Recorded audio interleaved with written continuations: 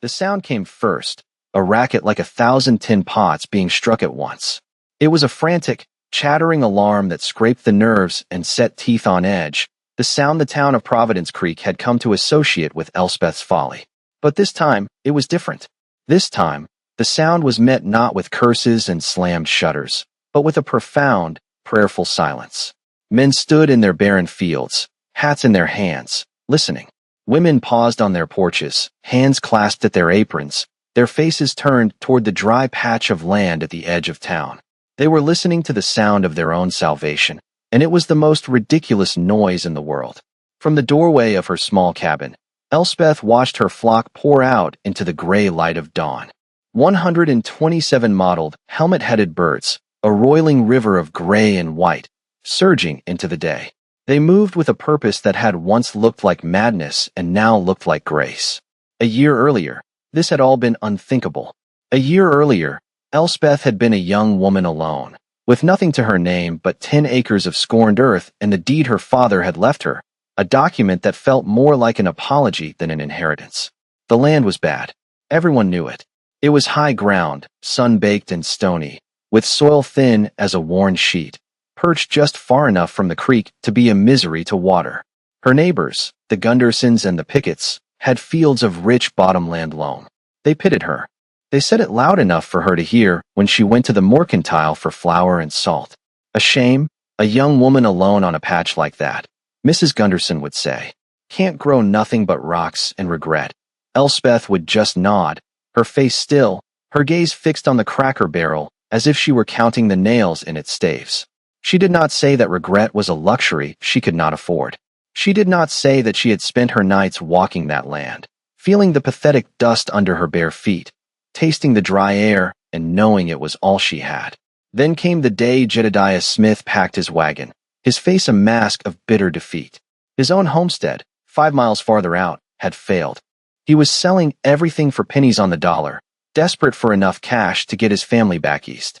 Elspeth went not to buy, but to watch, to see the anatomy of a dream's death laid bare.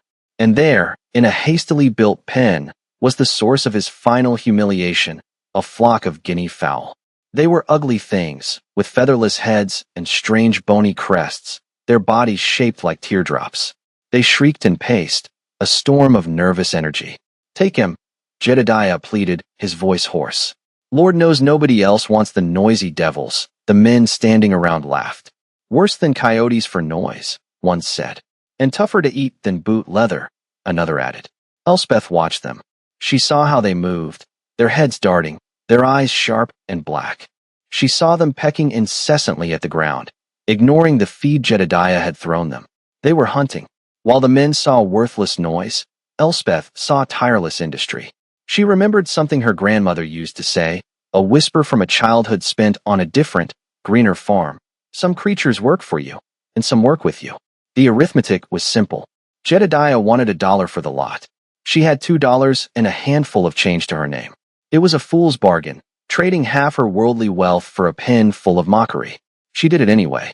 As she herded the squawking, frantic birds down the dusty road toward her property, the laughter followed her all the way home. She didn't look back. She just kept her eyes on the strange, bobbing heads of her new flock, and for the first time since her father's passing, she felt the faint, unfamiliar stirring of a plan. The first task was housing them. Chickens would settle for a coop. Guineas, she learned, saw a coop as a suggestion, not a command. They preferred to roost in the highest branches of the single, skeletal oak that grew on her property, dots of gray against the twilight sky. The town's judgment was swift. Can't even keep her birds in a pen, Pickett muttered to the postmaster. It's a disgrace, Elspeth heard him. She kept working. She spent a week hauling stones from the field, her hands cracking and bleeding, to build a low, solid wall for a shelter. She roofed it with scavenged planks and sod. It was less a house and more a cave, dug partly into the slight rise of the land. She did not try to force them into it. Instead, she began a ritual. Every evening, she would scatter a small handful of precious cracked corn just inside the shelter's entrance. For a week, they ignored it, preferring to roost in the wind.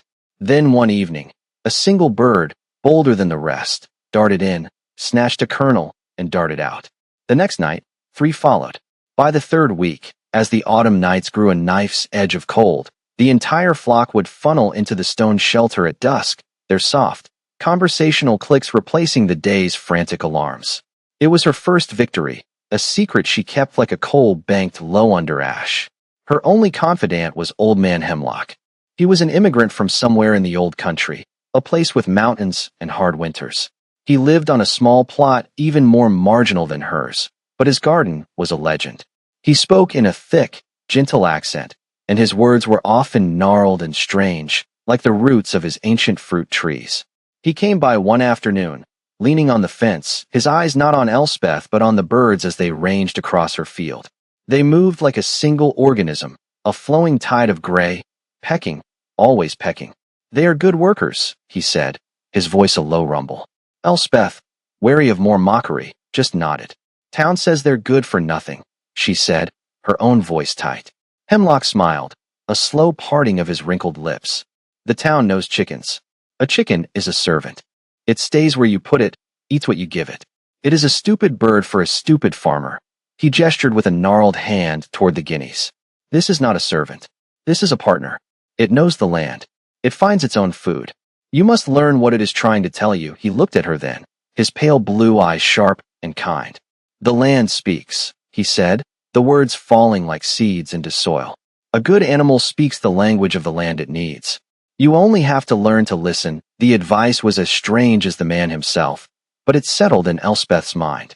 That evening, she didn't just watch her birds. She listened. She watched what they ate. They ignored the few blades of grass. They were after insects, spiders, and tiny seeds she couldn't even see. They were cleaning her land. Day after day, she worked. She cleared a half-acre for a garden, a back-breaking task of prying stones from the thin soil. The men who rode by on the road saw a lone woman engaged in a fool's errand on a cursed plot of land. They didn't see the flock of 127 birds following in her wake, meticulously picking the disturbed soil clean of every grub, every beetle, every pest. She was not just clearing a field. She was preparing a kingdom for them, and they, in turn, were preparing it for her. The work was slow, methodical, and deeply solitary.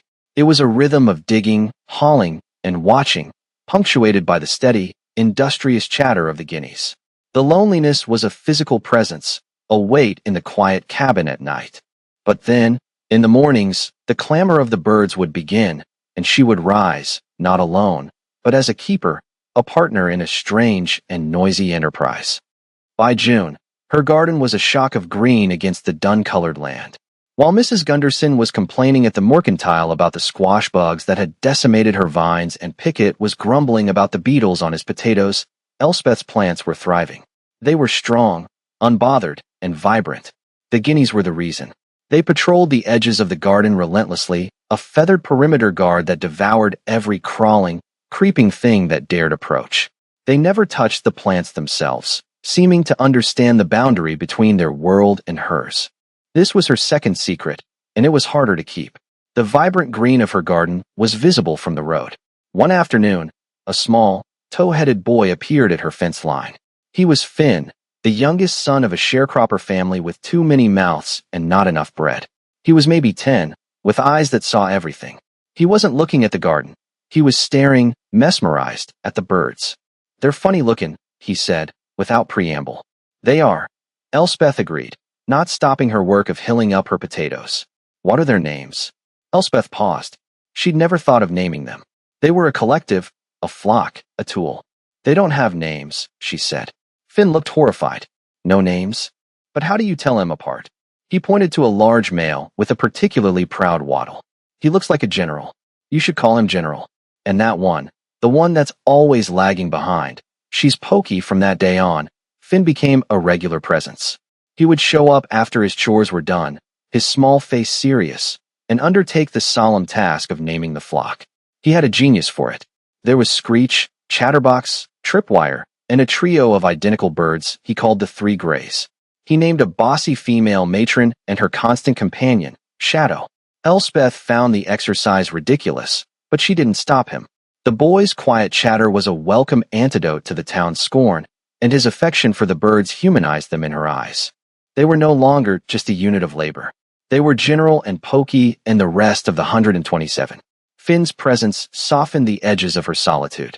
He would help her haul water, his small frame straining, and she would share the simple lunches she made for herself. He never asked for anything, but she saw the hunger in his eyes, the way he'd eat his bread slow to make it last. When her first squash ripened, she gave him one to take home. His mother sent back a message of thanks, her first kind word from anyone in town. The arithmetic of her life was beginning to change. Before, it was the math of subtraction: 1 woman, 10 acres of bad land, $2. Now, it was a cautious addition: 127 birds, 1 thriving garden, 1 small friend, 1 less family whispering behind her back. But with success came notice. Silas Blackwood, the cattle agent, began to ride by more often. He was a man whose warmth never reached his eyes. He ran the town council, held the notes on half the farms in the county, and had a way of making a compliment sound like a threat.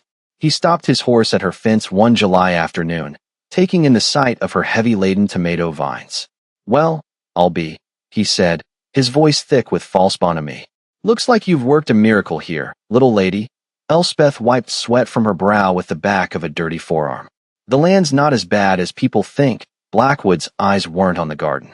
They were on the creek in the distance. Her land, worthless for farming, was the most direct route from the high pastures to the only reliable water source for miles. "Still," he said, "must be hard work for a woman alone. I've been thinking, that plot of yours adjoins my grazing lease. I could take it off your hands, give you a fair price, enough to get you set up somewhere more suitable. In town, perhaps. I'm not selling," Elspeth said. Her voice was quiet, but it was flat and final as a stone. Blackwood's smile tightened. "Don't be hasty. A place like this, it can get away from you. 1 person alone. It's a lot to manage." He tipped his hat and rode off, but Elspeth felt a chill despite the summer heat. He hadn't been offering to buy her land. He had been telling her he wanted it. August arrived like the open door of a furnace. The sky turned a hard, empty blue, and the sun beat down with a personal malevolence. The creek, the lifeblood of Providence Creek, shrank back from its banks, exposing cracked mud and thirsty stones. The corn in the bottomland fields, which had stood so proud and green, began to yellow and curl at the edges. The laughter about Elspeth's folly had long since faded, replaced by a grudging curiosity. Her vegetables were the best, the only, produce to be had. She began taking a small handcart into town twice a week, laden with squash, beans, and potatoes. At first, people were hesitant, their pride a barrier. But hunger is a great persuader. Mrs. Gunderson, her own garden a wasteland of dust and withered vines, was her first customer. She bought a basket of beans and didn't meet Elspeth's eye, but the silver coins she paid with were real enough.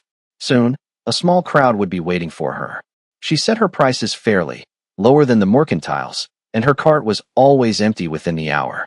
It was during one of these trips that the outside world found her. A man in city clothes, the cook from a wealthy rancher's outfit 50 miles east, was in town buying supplies.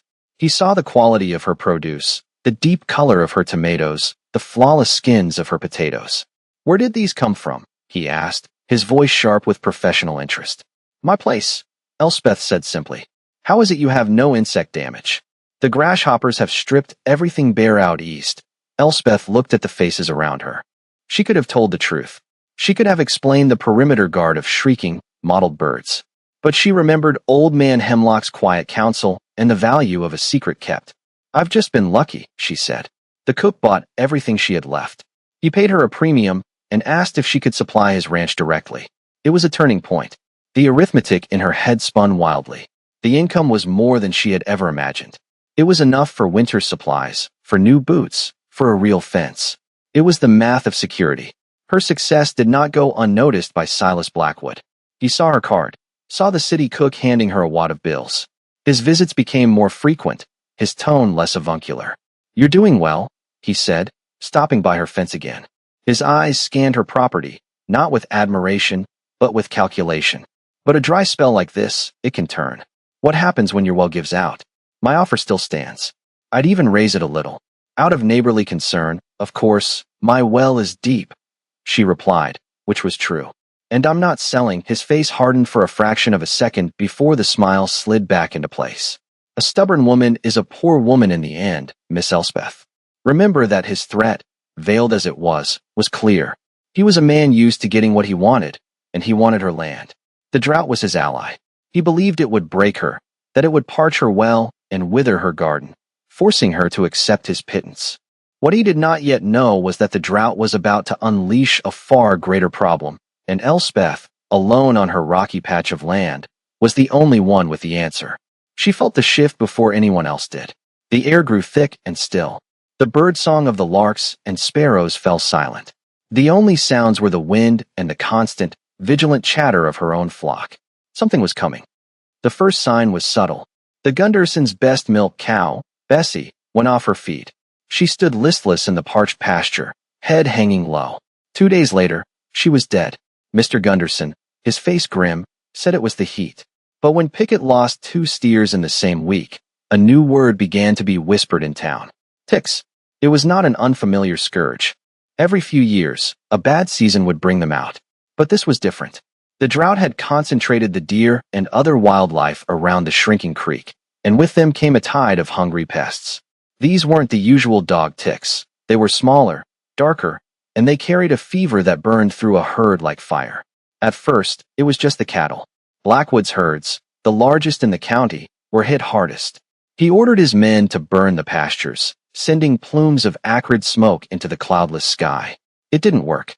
The ticks were already in the unburned scrub, in the leaf litter, on the desperate animals seeking shade. Then the fever jumped. Old Man Pickett's wife was the first human to fall ill, her body racked with chills and a fire that no amount of cool water could quench. Soon, 3 more families were tending to the sick. The town's doctor, a man more accustomed to setting bones and delivering babies, was helpless. He had no medicine for this. Panic, cold and sharp, began to settle over Providence Creek. The town became a place of closed doors and fearful eyes. The usual commerce ground to a halt. No one had the energy or the heart for it. The mockery of Elspeth and her flock was a distant memory. No one had time to laugh at her now. They were too busy being afraid. Through it all, Elspeth's life continued its rhythm. Her well held. Her garden, protected by its feathered guards, produced. Her birds, now numbering 153 after a successful spring hatching, grew fat and glossy. She and Finn, who now spent most of his days with her, were an island of calm in a sea of fear.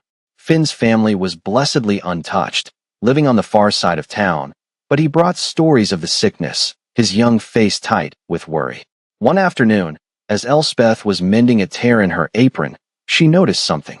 A guinea, one of the new clutch, was pecking at the leg of her work trousers. She looked down. A tiny black speck was crawling up the denim. A tick. Without thinking, she brushed it off.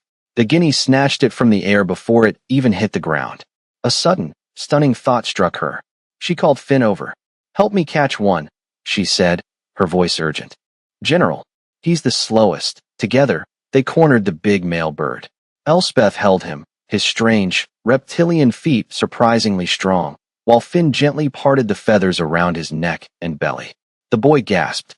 "Elspeth, look!" The bird's skin, where it was bare near the legs, was crawling with ticks. But they were not attached. They were scrambling, frantic, trying to escape the bird's relentless preening. And as they watched, the guinea's matron, trotted over and calmly began picking the ticks off General's neck, swallowing them one by one. Elspeth felt a wave of dizziness, the kind that comes from a sudden, world-altering realization. She let the bird go and sank to her knees in the dust. She looked at her hands, then at her land, then at the flock of birds moving like a cleansing tide across it. Her land wasn't just lucky. It was clean. The guineas were a walking, squawking extermination force. The arithmetic began again, but this time it was not about money or vegetables. It was the arithmetic of annihilation. One bird. How many ticks could it eat in a day? 100? 1,000? She watched them, truly watched them, for the rest of the afternoon. Their entire existence was a hunt. Peck, peck, swallow. Peck, peck, swallow. They were tireless. They were voracious. They were the cure. All this time, the town had seen them as a noisy nuisance. They had misread the language of the land completely. The birds were not speaking the language of annoyance. They were speaking the language of protection. The silence from the rest of the town grew heavier. It was the silence of despair. More cattle died. More people fell sick. The smoke from the burning fields did nothing but choke the air and blacken the horizon. Elspeth knew she could not keep her secret any longer. It was no longer a matter of pride or protecting her small success. It was a matter of life and death. The question was how to tell them. To simply announce it would invite disbelief, even scorn. Being right is its own kind of reply, but a hungry, frightened town is not always ready to listen. The opportunity came in the form of a knock on her door just after dusk. It was Mr. Gunderson, his shoulders slumped in defeat. His wife, the woman who had pitted Elspeth so openly, was now sick with the fever. "Miss Elspeth," he began, his voice rough. He wouldn't look at her, staring instead at the floorboards. I know we ain't been neighborly. Come in, Mr. Gunderson," she said softly. He stood awkwardly in her small cabin, his large frame seeming to shrink. "It's my wife," he choked out. "The doctor. He don't know what to do. And my last 2 cows, the ticks are all over them. All over the yard. It ain't safe for the children." He finally looked up, and Elspeth saw not pride, not pity, but raw, pleading terror. "I saw your garden," he said. "I seen you walking out here. You ain't sick. Your land, it seems clean. I don't know what you're doing, but I'm begging you. Is there anything you can do to help?" This was the moment. She could have gloated. She could have reminded him of his wife's words. She could have named a high price for her knowledge. Instead, she thought of the sick woman, of the frightened children. She thought of Old Man Hemlock's words about partners. "I have something that might work," she said. "It's the birds." Gunderson stared at her as if she'd finally confessed to the madness they'd all suspected. "The birds? The noisy ones. They eat ticks," Elspeth said simply. "They eat them all day long. My land is clean because they clean it." She explained what she and Finn had discovered, the way the birds hunted, the sheer number of pests they consumed. He listened, his skepticism warring with his desperation. Desperation won. "What do you want for them?" he asked, his voice flat with the expectation of being gouged. "A dozen birds. Let me and my boy Finn bring them over in the morning. We'll pen them in your yard for 3 days. There's no charge, Mr. Gunderson. You're my neighbor." He was so stunned by the generosity he couldn't speak. He just nodded, his eyes shining with unshed tears, and stumbled back out into the night. The next morning, Elspeth and Finn crated up 12 of the younger, more energetic guineas. The noise was deafening. They hauled the crates on the handcart to the Gunderson farm. The place felt dead. The air was thick with a feeling of sickness. As they unlatched the crates, the birds exploded out, immediately forming their tight, defensive flock and beginning their work. Peck, peck, swallow. They moved through the dusty yard like a whirlwind, their heads bobbing, their sharp eyes missing nothing. Elspeth, Finn, and Mr. Gunderson watched from the porch. For 3 days, they kept the birds penned on the property. On the evening of the 3rd day, Elspeth and Finn went to collect them. The change was breathtaking. The oppressive feeling of infestation was gone. The air felt lighter. Mr. Gunderson came out to meet them, his face transformed. "It's a miracle," he whispered. "They're just gone. The ticks are gone." He pressed a small, heavy pouch of coins into her hand. "It ain't enough. But it's what I have." Elspeth tried to refuse, but he insisted. "You saved us," he said. "You saved my family." That night, his wife's fever broke. Word of the Gunderson miracle spread through Providence Creek faster than the fever itself. It was not a thing to be believed, and yet, the proof was there. The next day, 3 more farmers were at Elspeth's gate. The day after that, a delegation from the town council, minus Silas Blackwood, arrived, their hats in their hands. They no longer saw a foolish woman on a patch of bad land. They saw a prophet. The tide had turned. The chorus of skeptics had fallen silent, replaced by a chorus of the desperate. They came to her gate in a steady stream, their faces etched with fear and a new, humbling respect. They didn't ask for vegetables anymore. They asked for her birds. Elspeth and Finn worked from sunup to sundown, creating small teams of guineas, hauling them to infested homesteads, and teaching the stunned farmers how to manage them. She took payment when it was offered, but charged nothing to those who had nothing. Her price was fairness. Her currency was survival. She was not just selling a service. She was giving the town its life back. Her flock, once a symbol of her foolishness, was now a fleet of rescue vessels, dispatched to every corner of the valley. The guineas, oblivious to their newfound fame, simply did what they had always done. They hunted. They ate. They chattered. They cleansed. Within 2 weeks, the tide of the fever began to recede. The sick started to recover. The oppressive fear that had blanketed Providence Creek began to lift, replaced by a fragile, tentative hope. And it was all because of the noisy, ridiculous birds. This, of course, could not be borne by Silas Blackwood. His own fortune, built on the health of his vast cattle herds, was crumbling. He had lost more than a third of his stock. His burned pastures were useless, and his remaining animals were still plagued. He had sneered at the talk of Elspeth's birds, calling it hysterical nonsense. But as his own losses mounted and her reputation grew, his scorn curdled into a venomous envy. He saw his power in the town slipping away, transferring to a young woman he had dismissed as insignificant. He called a town meeting. The summons was posted at the mercantile and the church. It was ostensibly to discuss a coordinated, county-wide response to the tick infestation. But everyone knew what it was really about. It was about Elspeth. The meeting was held in the small, clapboard town hall. It was packed. The air was thick with the smell of sweat, dust, and anxiety. Elspeth went, with Old Man Hemlock at her side for quiet support and Finn trailing just behind, his hand clutching her sleeve. She stood at the back, her face calm, her hands still.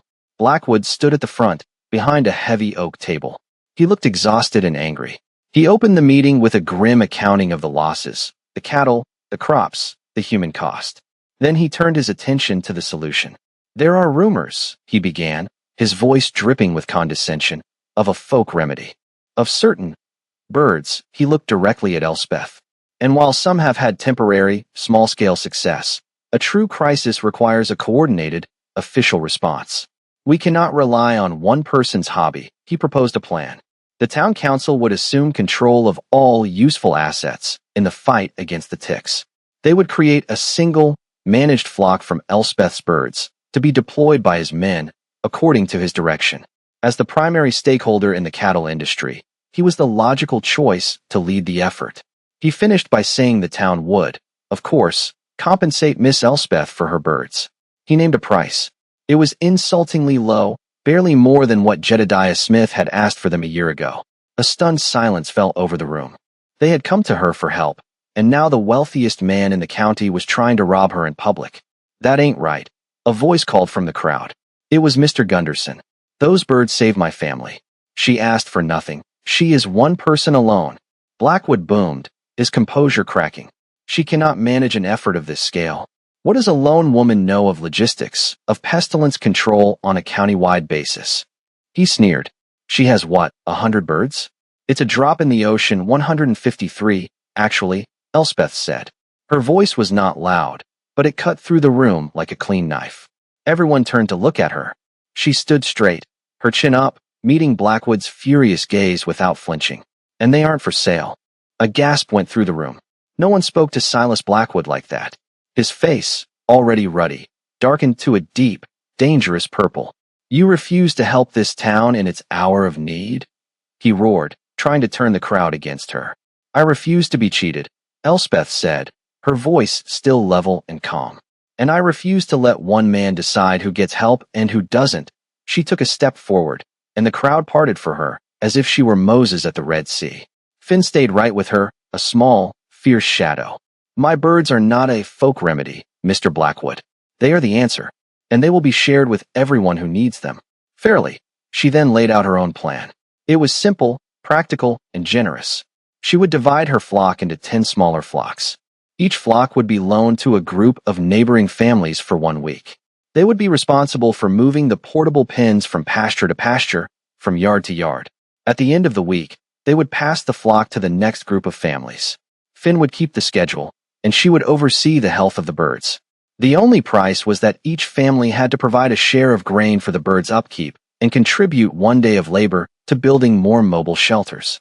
It was a plan built on community, not on profit. It was a plan that empowered everyone. The room erupted in murmurs of approval. It was brilliant. It was fair. It was the opposite of everything Blackwood represented. He saw his authority vanishing before his eyes. Desperate, he played his final, foolish card. It will never work, he shouted. You can't keep track of it all. How would you even know if birds were lost or stolen? How would you know if your count was off? He sneered, his lip curling. For all we know, you might be lying about your numbers now. How many did you say you have? 152? 153? It was a fatal mistake. The room went dead silent. Elspeth's gaze sharpened. Finn, who had counted the birds every single night for months, stepped forward. It's 153, the boy said, his voice piping but clear. But yesterday, it was 154. One of the young ones went missing from the coop last night.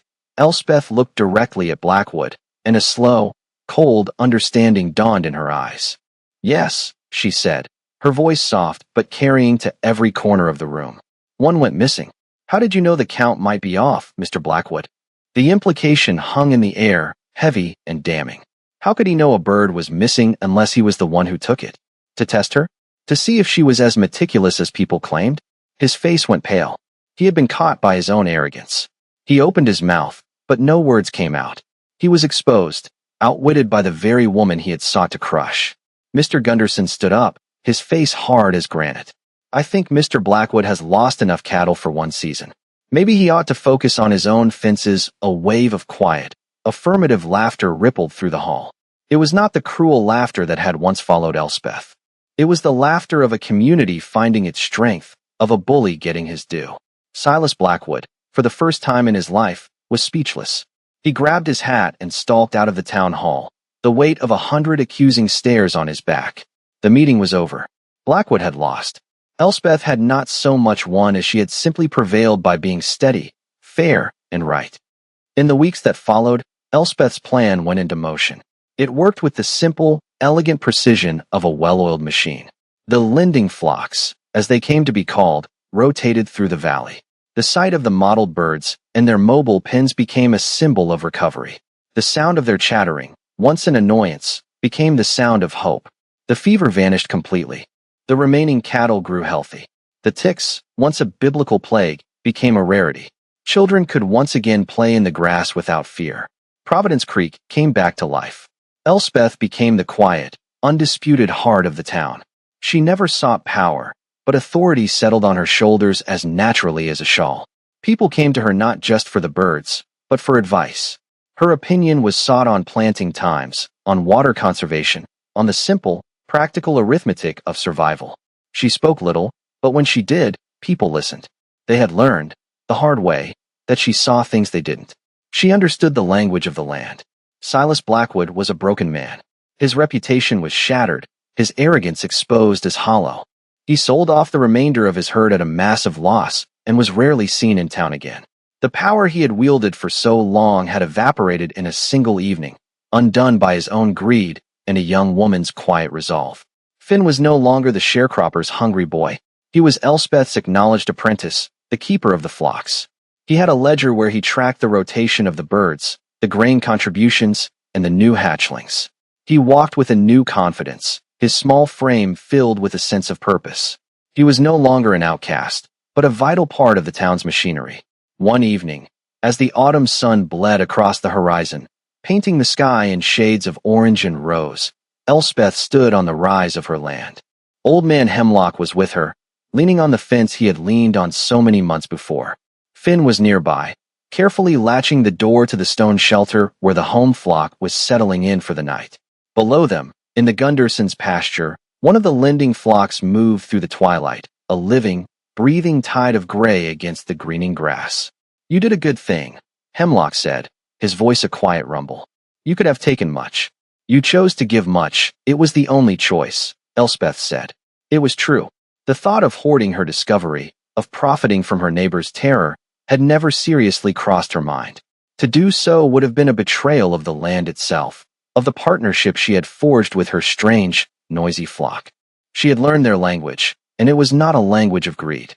It was a language of tireless work, of community, of cleaning the world one small piece at a time. The town now called her birds Providence fowl. They were a living landmark, a piece of local history. No one remembered Jedediah Smith's shame or the laughter that had followed her down the road. They only remembered the silence of the fever and the glorious, raucous noise that broke it. Hemlock nodded, a slow, satisfied smile creasing his face. He looked from Elspeth to the flock and back again. The land speaks, he said, repeating the words he had given her like a gift so long ago. A good animal speaks the language of the land it needs, he paused, his pale eyes twinkling in the fading light. And a good farmer learns to listen.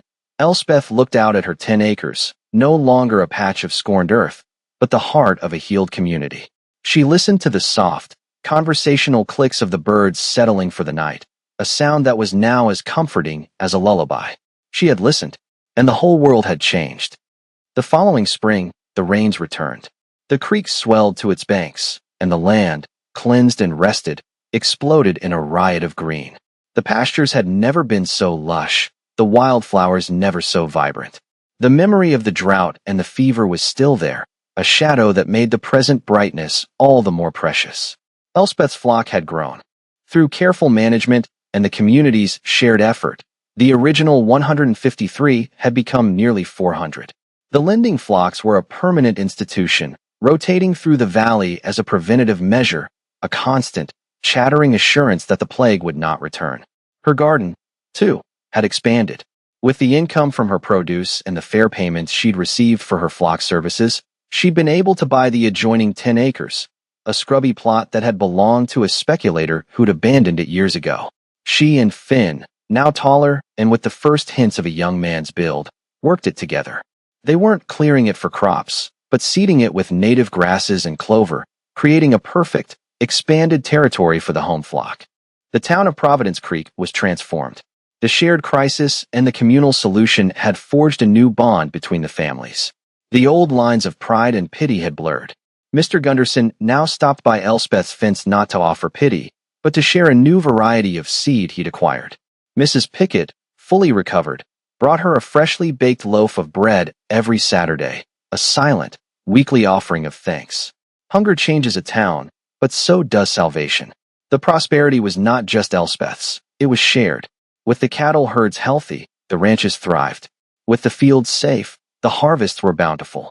Elspeth's quiet act of generosity had created a ripple of abundance that touched everyone. She never became a grand lady. She still lived in her small cabin, her hands still rough from work. Her triumph was not in wealth, but in her security and the deep, earned respect of her community. She was no longer Elspeth alone, the foolish girl with the noisy birds. She was simply Elspeth, a name that now meant wisdom and resilience. One day, a wagon pulled up to her gate. It was a new family, strangers, looking to settle in the valley. The man, a farmer with hopeful eyes, had heard the stories. "We were told to come see you first, ma'am," he said, twisting his hat in his hands. "They said you're the one who knows the land." Elspeth looked at the man, at his tired wife, at the two small children peering from the back of the wagon. She saw her own past in their hopeful, anxious faces. She could have been grand. She could have been intimidating. Instead, she smiled, a warm, genuine smile that reached her eyes. "The land is good," she said. "But it has its own rules," she called to Finn, who was checking the water trough. "Finn, why don't you show our new neighbors where the South Pasture flock is working today? I think they'd be interested to see them." As the family walked with Finn toward the sound of the guineas, Elspeth remained by the fence. She watched them go, her heart full. She had not set out to be a leader or a savior. She had only wanted to survive on her own terms, to make a life on a piece of land no one else wanted. She had simply paid attention, worked hard, and when the moment came, she had chosen generosity over greed. The rest had followed as naturally as rain. The birds were her legacy, a living, breathing, squawking testament to the idea that value is often hidden, that the thing the world mocks is sometimes the very thing it needs most. It is easier to believe a thing is worthless than to admit you were wrong to mock it, but Providence Creek had learned its lesson. And Elspeth, standing on her quiet hill, listening to the familiar, chaotic music of her flock, was at peace. She had found her place, not by shouting, but by listening.